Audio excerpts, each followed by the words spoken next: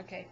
Okay, so I'm going to demonstrate how I put a patch on on a rip. This was a scrap piece of fabric that I have that I actually bought a whole big bolt of this fabric. It was just incredibly inexpensive. But anyway, it's waterproof. It's got a coating on the back, and what I do is I just kind of eyeball the hole versus the piece of fabric.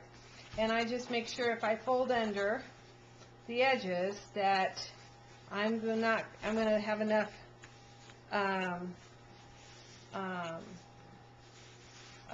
margin here to, or seam allowance, whatever you want to call it, that I'm going to have enough clearance here so that I'm going to be able to cover the patch. So I've folded under the edges, and I could see that I'm definitely going to be okay on that. And so now I'm going to take it over to the sewing machine.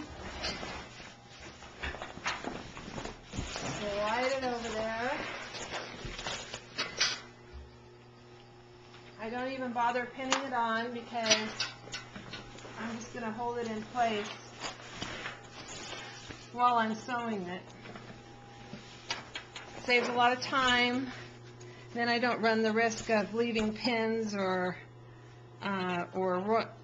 sewing over the pin and bending my needle. So I'm just going to put it on there and make sure my thread is going to the back of the foot. And get it going. And then I reverse it, and then bring it forward. And before I get down to the end, I'm going to fold under patch, make sure it's going straight across.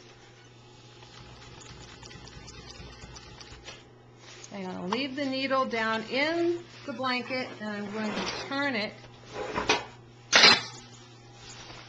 And something just went, that was my pliers, just went kerplunk. And so now I'm going to fold under this edge.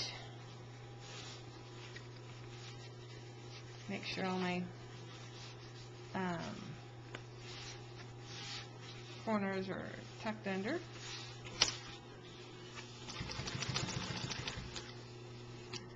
And you don't have to reinforce patches.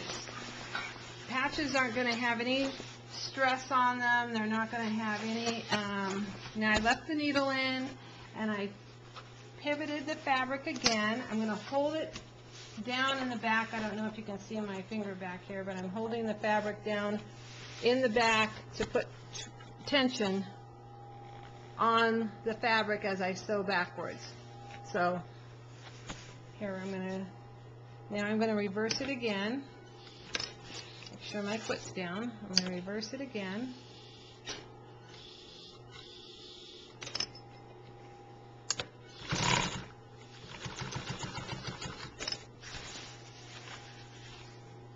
And this thread got in the way. I don't want that.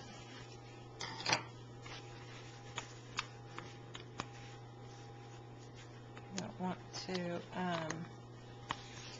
sew over thread. They'll get caught in the bobbin, and then you can run into problems. Okay, so I'm going to fold under my edge back here.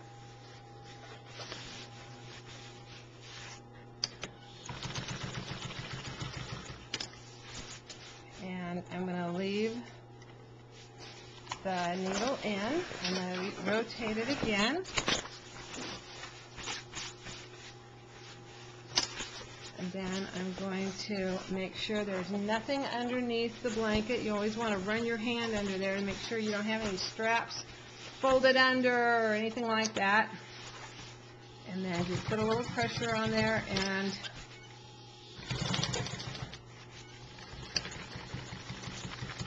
that just locks it into place.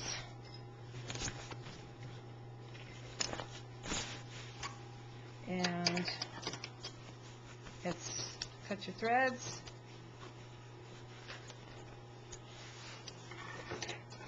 lift up your blanket underneath, cut your bobbin threads, and it's done.